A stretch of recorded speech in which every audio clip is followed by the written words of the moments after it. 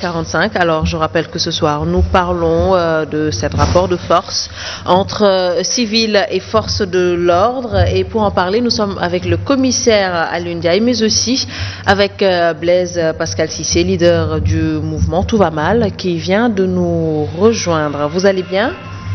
Bien. Très bien. Alors, Abdoulaye, oui, pour relancer mon colonel. Alors, mon colonel, nous avons hérité, quoi qu'on puisse dire, d'un système de construction des bâtiments de la police, hérité du colonialisme. Est-ce qu'il ne faudrait pas moderniser le système de construction des commissariats pour que l'on respecte mieux la dignité humaine? Parce qu'il y a certains observateurs qui disent en réalité qu'une prison à l'entrée devrait être revue autrement. Une prison ou des locaux de garde à vue. Ouais, de garde à vue, voilà. Bon, vous savez, l'architecture des commissariats a beaucoup évolué.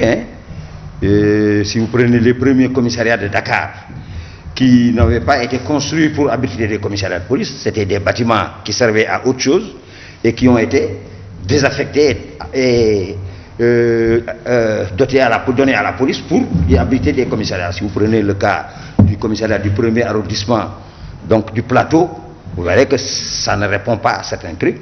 Ils ont modifié par la suite. Si vous prenez le cas du commissariat central, c'était autre chose qu'un commissariat de police. Ils ont par la suite plusieurs fois réfectionné. Le cas du commissariat de la Médina, c'est la même chose. Mais il y a une architecture que l'on a essayé après les indépendances de respecter. Si vous voyez le commissariat du plateau, le commissariat de Rebeuss, l'ancien commissariat de Bel-Air, qui était au niveau des sapeurs-pompiers, ce même bâtiment aujourd'hui sert à l'infirmerie des sapeurs-pompiers. Donc vous voyez que c'est la même chose en termes de bâtiment. Après, ça a évolué, ça a donné une autre architecture. C'est celui que vous voyez au niveau du commissariat de Dieuppeul. C'est le même que vous verrez à Pékin, c'est le même que vous voyez à Mbour, et même peut-être à Guédiawaye. Donc c'est des évolutions. Et après, on a évolué vers d'autres types de commissariats.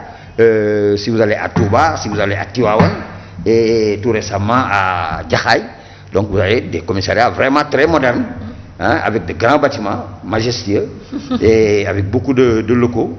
Et là, il y a des améliorations qui ont été notées au niveau des salles de garde à vue. Mais une salle de garde à vue n'est pas, excusez-moi du terme, une chambre d'hôtel. On y reçoit des gens qui ont maille à partir avec la justice. C'est vrai, ils ne sont pas encore condamnés. Mais souvent, c'est des gens dangereux. N'est-ce pas? Et ces gens dangereux, il faut les avoir à l'œil, il faut les garder, il faut les enfermer, parce que il y a d'abord la sécurité des policiers qui sont là, qui travaillent, mais il y a la sécurité également des populations. Quand vous prenez un criminel, vous ne le gardez pas, il prend la fuite. Et quand il part, c'est pour aller tuer d'autres gens. Quand vous prenez un voleur, vous ne le gardez pas, il s'en va, c'est pour aller encore voler. Donc il faut bien le garder. Maintenant, comment le garder? Excusez-moi du terme, je ne le dirai pas d'ailleurs pour respect à notre consoeur, mais la police ne peut donner que ce qu'elle a, n'est-ce pas? Nous sommes dans un pays sous-développé, nous ne pouvons pas encore pour le moment arriver à un certain niveau, n'est-ce pas, de perfection, mais on y va tout doucement. Il y a des structures de contrôle qui sillonnent les commissariats et qui relèvent les fautes qui sont corrigées dans la et les mêmes entités, l'office de l'observatoire des lieux de privation de liberté a dans un passé très récent reconnu qu'il y a des améliorations au niveau des commissariats de police. C'est très clair. Alors, Blaise, vous allez nous dire quelle appréciation faites-vous de ce rapport entre forces de l'ordre et civils? Tout d'abord, permettez-moi en tout cas de présenter mes excuses par rapport à ce retard accusé qui est induit de notre volonté, vraiment. C'est dû donc les embouteillages, vous savez. Donc moi, d'emblée, vous me permettrez peut-être un peu de faire un clin d'œil à l'histoire. puisque dans ce domaine, il s'agit plutôt il s'agit très bien de comprendre que dès le XVIe siècle, plus précisément vers 1667, donc nous avons assisté en tout cas à la naissance de cette organisation, ou si vous voulez, institution dénommée police, la police, et dont le nom désigne en tout cas l'activité consistant à, en tout cas, versant vers la protection des personnes, des biens et bien entendu le maintien de l'ordre public. C'est très important puisque cela aussi repose en tout cas sur des critères d'exigence, en tout cas des normes juridiques, en tout cas par rapport à un territoire, une localité. Donc c'est très important par rapport à notre posture, par rapport à votre question, puisque fondamentalement, j'aimerais bien que tout le monde puisse comprendre, que vous en conviendrez même avec moi. À travers cela, vous comprendrez nettement que tout acte ou bien tout abus, en tout cas de pouvoir ou excès de zèle exercé, en tout cas par toute personne détenant l'autorité établie sur un citoyen, demeure cependant en tout cas un crime crapuleux. Et cela, c'est pour fixer les responsabilités. Parallèlement, c'est vrai que le citoyen, nous pensons, nous avons trouvé et considérons de même que c'est un devoir du citoyen, en tout cas, d'adopter cette posture, en tout cas, d'humilité, de soumission et de respect vis-à-vis de toute personne détentrice de l'autorité. Donc, pour faire juste la part des choses, pour dire tout simplement, ce rapport entre citoyen et force de l'ordre, normalement, ne devrait pas donner ce à quoi nous assistons au Sénégal. Et si ce problème subsiste, c'est parce que tout simplement nous avons trouvé qu'il y a un intrus dedans. Et ça s'appelle l'homme politique, le politicien, puisque nous sommes habitués dans nos États en Afrique, plus particulièrement au Sénégal, tout nouveau tenant du pouvoir fait en tout cas de son super mieux pour mettre la main en tout cas sur l'institut, les institutions que constituent la police et la gendarmerie. Donc, de même, nous déplorons la même mise de l'autorité sur, en tout cas, la justice à travers le lien ombilical qui le relie, en tout cas, qui relie le ministère public du procureur. C'est de même que nous devons combattre cela. Donc, ce que je veux dire tout simplement, il faut que nos hommes politiques puissent afficher beaucoup plus davantage de volonté politique pour aider à faire comprendre qu'en réalité, entre le citoyen à qui on doit protection et celui qui est chargé de le protéger, s'il y a un problème quelconque, c'est vrai que c'est un gros problème. Comment imputer à l'homme politique si les forces de l'ordre qui sont là pour bien sûr garantir la sécurité ou le maintien de l'ordre utilisent la force? C'est pas oui, bien sûr. Je pense que peut-être à l'entame de mes propos, j'ai bien fixé la responsabilité, en tout cas, de nos forces de l'ordre, qui ne sont pas n'importe qui, ce sont des personnes assermentées, formées. Les Sénégalais, ils ont dépensé de l'argent pour les former, pour les nourrir, pour les vêtir et même pour les équiper.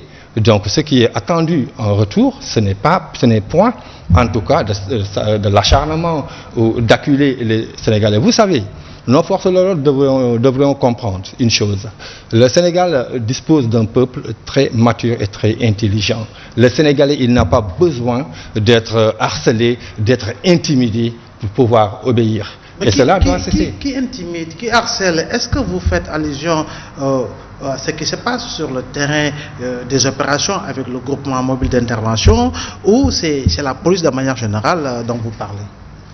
Bon, vous savez, de manière générale, c'est vrai que quand on doit, en tout cas, imputer cette responsabilité, nous ne pouvons pas, en tout cas, essayer, d'essayer de comment dirais-je, mais il faut que cette responsabilité incombe la police en tant qu'institution, puisque c'est une hiérarchie, donc il y a des gens qui sont formés, qui ont des supérieurs, et là, je pense que leur responsabilité ne saurait être occultée par rapport à cette situation. Maintenant, sur le terrain, moi, en tant que pratiquant, j'ai eu à avoir affaire à ces gens, j'ai eu même à être emprisonné.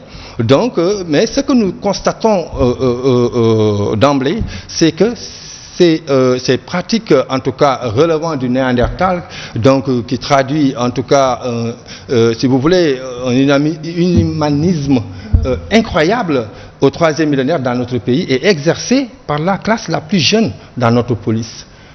C'est vrai, C'est des jeunes qui sont là, parfois donc avec cette fougue, cet excès de zèle, et qui font que parfois vous vous demandez... Le commissaire n'est pas d'accord avec vous, hein? Non, mais il n'est pas sur le terrain, il n'a jamais été bâillonné. Nous sommes des hommes du terrain, vous voyez ce que je veux dire? Maintenant, ce qu'il faut que la parce police... qu'il a été dépositaire de l'application de la force légale, mon commissaire.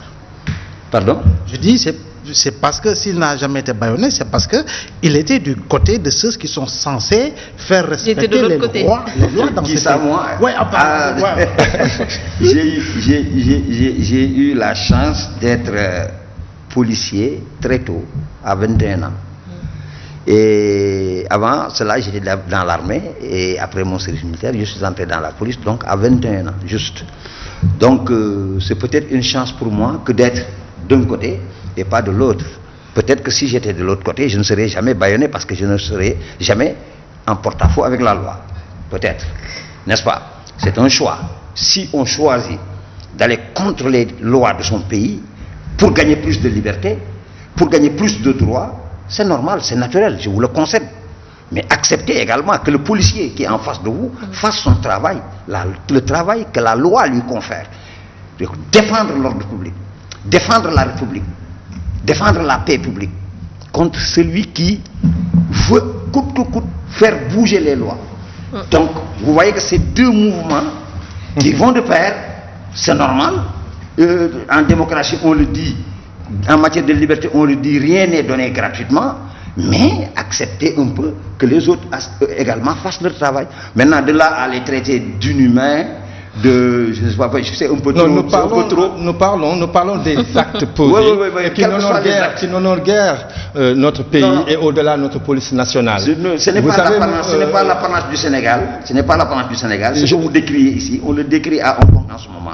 On le décrit en France. Ce n'est pas une On le décrit en France. On le décrit aux États-Unis. Je suis désolé, commissaire, ce n'est pas une raison. C'est les pierres que vous jetez sur les policiers. C'est les pierres que vous... Non, s'il vous plaît. Non, c'est à vous de m'écouter. Voilà, nous aspirons, s'il vous plaît, à faire de ce Sénégal le pays le plus fantastique au monde. Donc, se référer chez les autres, c'est pas ça le problème. Vous savez, on ne peut pas s'esseler dans ce monde-là. Nous vivons la mondialisation. Dans vos pratiques, vous-même vous avez... Attendez. Ce que je trouve désolant dans vos pratiques, monsieur le commissaire, avec tous mes respects, c'est que on ne sent pas le management à la place du commandement chez vous. On laisse terminer, Blaise. Voilà, je vous précise, s'il vous plaît, que je ne suis plus en fonction depuis 6 ans, je suis à la retraite. Vous demeurez un commissaire pour nous. Ok, merci beaucoup. Mais je vous dis, vous-même vous l'avez dit à l'entame de vos propos, d'où est venue la police. Vous avez peut-être omis de dire que ce n'est pas au Sénégal que ça a été créé. Ça a été créé en France. Bien sûr. N'est-ce pas? Donc on ne peut pas dire que nous ne regardons pas ce qui se fait ailleurs. D'autant que nous collaborons avec toutes les polices du monde. Nous prenons l'expertise là où elle est, dans tous les domaines de la police. Dans le domaine d'enquête, dans le maintien de l'ordre et dans tous les autres domaines. Donc, ce que vous décriez ici au Sénégal, je le concède avec vous. C'est parfois difficile, c'est parfois brutal. Mais c'est la situation qui l'exige par moment, de part et d'autre. Vous verrez des manifestants prendre des pierres, les jeter sur les policiers, ce n'est pas un amusement.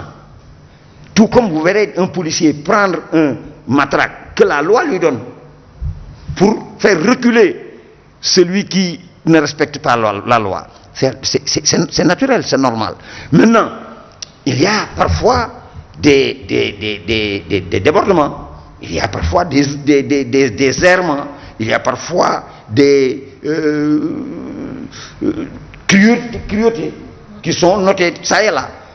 Peut-être que vous ne vous préoccupez pas, après les manifestants, de voir combien de blessés il y a du côté des policiers et de quelle nature sont ces blessures. Très bien. Je pense que, à l'entame de mes propos, tout ce que vous venez de dire, je les ai sous-entendus, très franchement. Le débat ne se situe pas à ce niveau. Le débat se situe à ce niveau-ci. Les Sénégalais en ont marre des bavures. Si vous voyez récemment l'affaire du commissaire Sangaré, tout le tollé et l'engouement que ça a suscité, comment les Sénégalais, ils ont comme un seul homme réagi. C'est comme si ils attendaient des trucs pareils pour pouvoir s'exprimer. Ça a trop longtemps duré. De 2011 à aujourd'hui. Vous savez combien de cas de bavure, combien de pertes en vies humaines, morts dans les cellules, tués par balles, soit c'est par des policiers, des douaniers ou bien par des gendarmes. Vous savez le nombre exact? Indiquez-moi un seul cas. Indiquez-moi un seul. Ma question, elle est très importante. Ma question, elle est très importante puisque monsieur le commissaire est un averti. Alors, nous parlons. En première partie, il en a parlé. Alors, qu'est-ce qu'il faut très rapidement, en 1 minute, pour justement... Non, mais je voudrais que vous le laissiez terminer. Non, je voulais poser une question. Vous êtes en train de me poser une question. Voilà, c'est juste que depuis là, nous avons remarqué de la part de l'autorité compétente, c'est toujours versé dans la dénégation. En dehors de ceci, nous assistons à un silo de mesures qui n'aboutissent à rien du tout. Donc c'est juste ma question. Je n'ai pas compris votre question, honnêtement. Pour que vous nous indiquiez un seul cas de bavure traité par la justice sénégalaise avec rigueur et qu'il y ait eu punition de manière claire et formelle. Les Sénégalais nous écoutent. Je vais demander pardon à Sidi Bougaleb, parce que je vais le citer. Il est condamné à 20 ans puis à 10 ans. Je crois que ce n'est pas de l'amusement. Je vais citer les policiers de Mbaké qui croupissent en prison pour 20 ans. Je crois que ce n'est pas de l'amusement. Je vais citer plusieurs autres cas qui se sont déroulés et les policiers ont purgé leur peine. Ils sont aujourd'hui dehors, ils ont perdu leur boulot. Arrêtez un peu. Non, je veux dire... Moi, je vous balance d'autres questions. Oui. Le Fodé Ndiaye, policier qui a été tué à Colobane, qui a été condamné pour ce meurtre. Les 6 policiers tués sur le boulevard Général de Gaulle, qui a été condamné pour ce meurtre. C'est une question?